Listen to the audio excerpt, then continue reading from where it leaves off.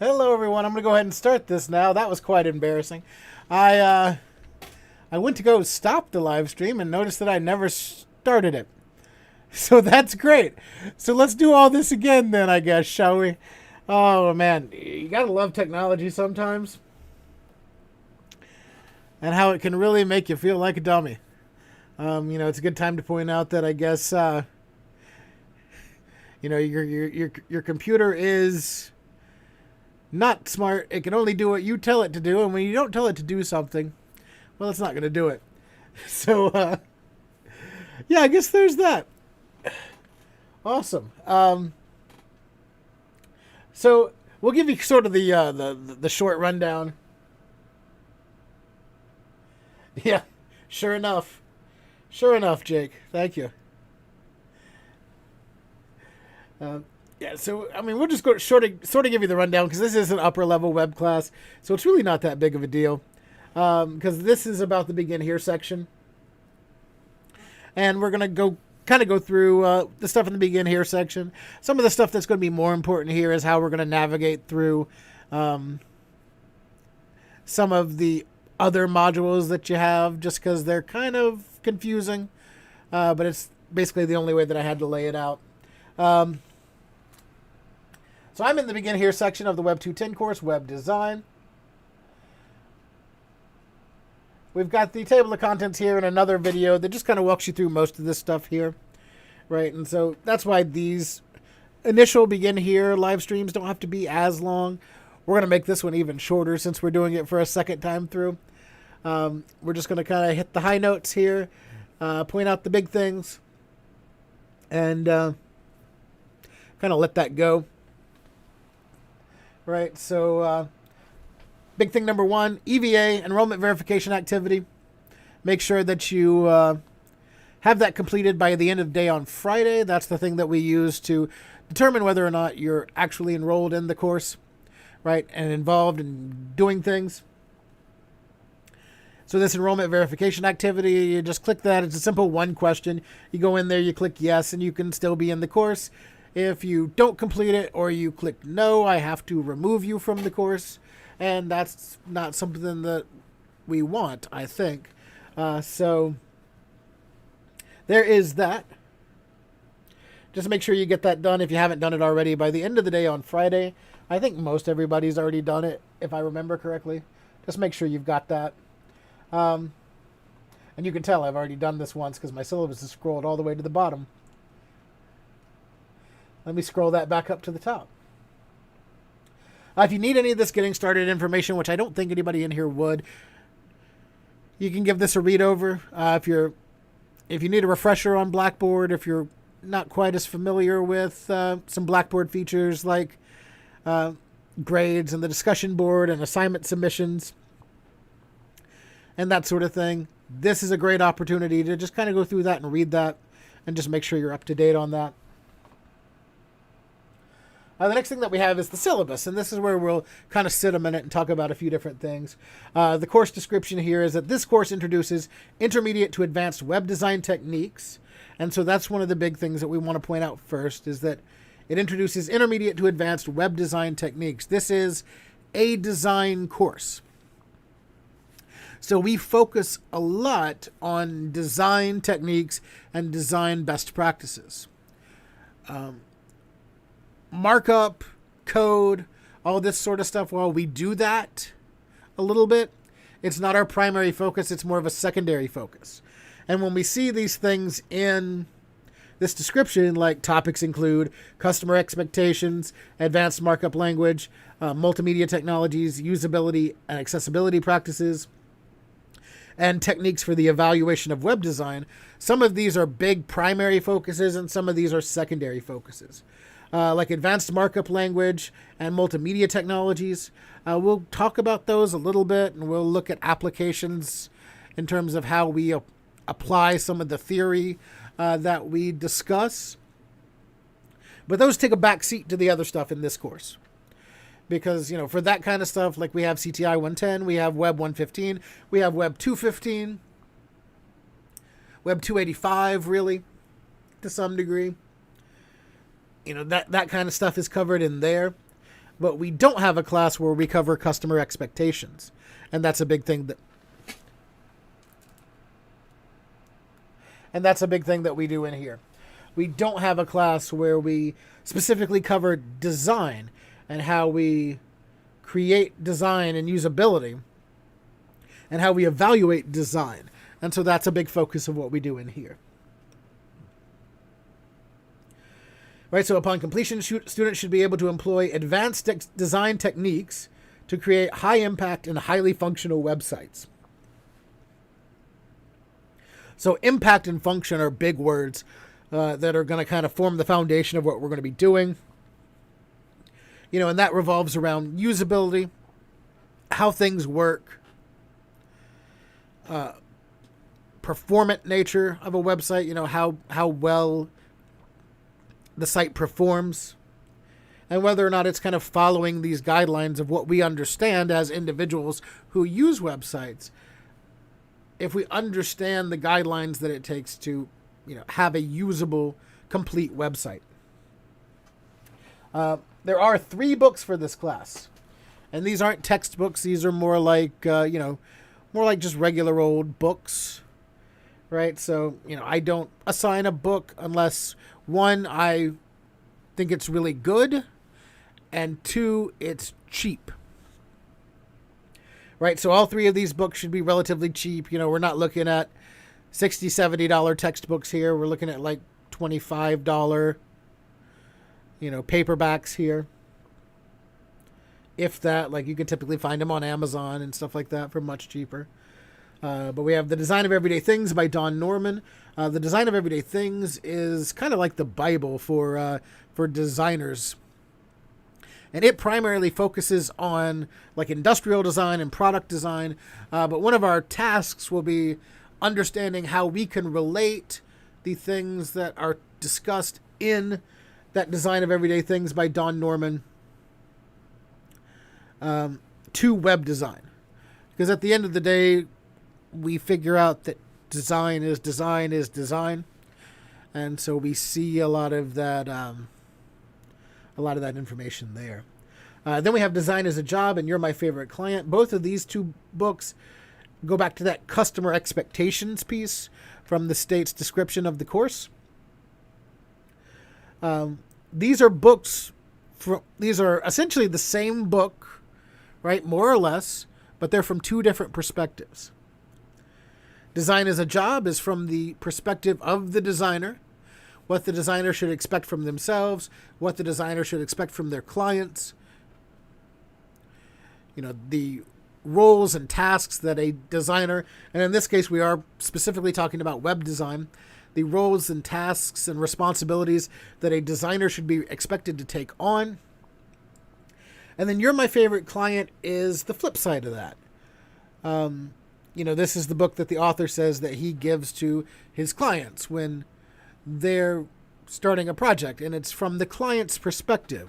It's to learn about what the client should be able to expect from the designer and what the client's role should be in the process. Right? So it's similar material, but it's from two completely different perspectives. And I think it's a good idea for us to get both sides of the story here. Now, I will warn you right off the jump that the author of these two books, Mike Monteiro, he's a bit outspoken. Right? You know, like all these guys that wrote all three of these, you know, Don Norman and Mike Monteiro, both are still alive. Still out there, still making things. You know, they both have Twitters, right? And so Mike Monteiro in particular is a bit outspoken. He has beliefs and opinions, and he has no trouble sharing them. And some of these beliefs and opinions might not line up with your beliefs and opinions. And that's okay. You know, I'm not asking you to change your way of thinking. I'm not asking you to believe the same things that someone else believes. That's not my goal. Right? What I'm asking you is to be a college student, to read things and think critically about them, and be able to put personal beliefs and personal feelings aside and not let that overshadow some of the good content that can go along with it. You know, you can learn a lot from other people who might not share your same beliefs. You might share his beliefs. I don't know. You know, either way, it's neither here nor there. Right? We just want to make you aware of that up front, just so we're all clear. Typically in the past, like I've assigned these books every year since they've been available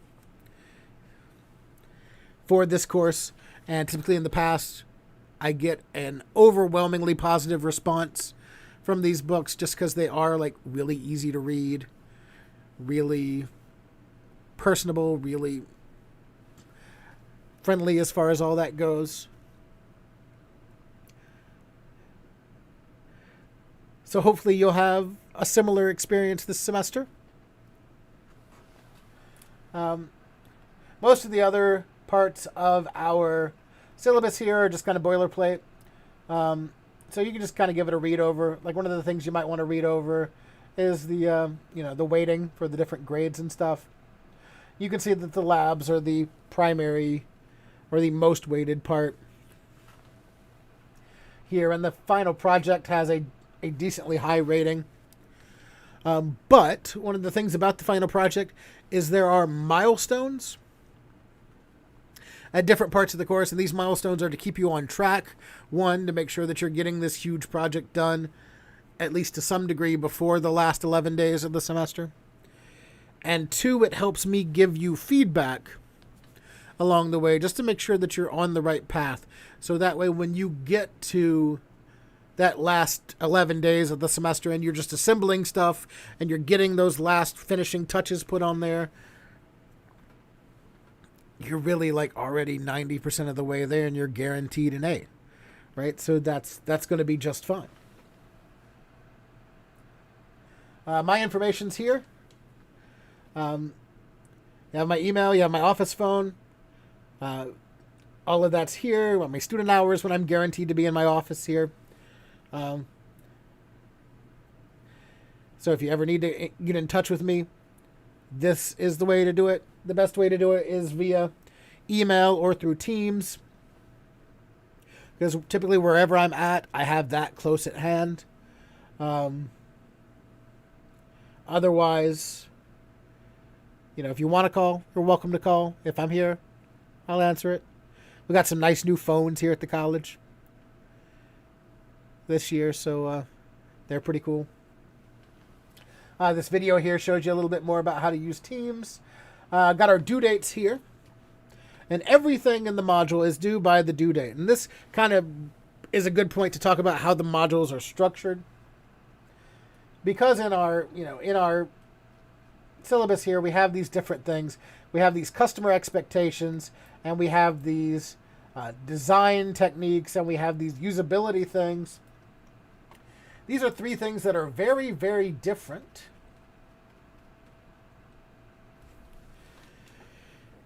In terms of what the material is, right? So what I've kind of done is taken these different parts and broken them down into different sections in a module.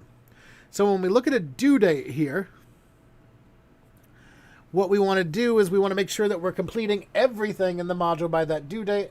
And unfortunately, in this class, that can be sort of tricky. When we get in here, we see we have different sections. We have a module. We have this section. We have this UX section. And we have this business section. And each of these sections contain material. And each of these sections could contain assignments. Like we have a bootcamp website build here, which, by the way, the HTML, CSS Refresh Bootcamp is in every upper level web class. The only thing that's different about them is they have a slightly different project that goes along with them that just changes a few of the qualifications for the project. The big goal behind these is just to get you remembering what you've done in previous classes and to just get you a little bit of practice here. But we see we have a discussion board in here. In all of these business things, there's either going to be a quiz or a discussion board, like we have a discussion board here. So what I normally suggest for people to do is to just come through and do each thing one section at a time. So I come into module 1, I sit down, I go and I work through the HTML, CSS bootcamp, get done with that, go back, check out what's in this section, and I go through all of that.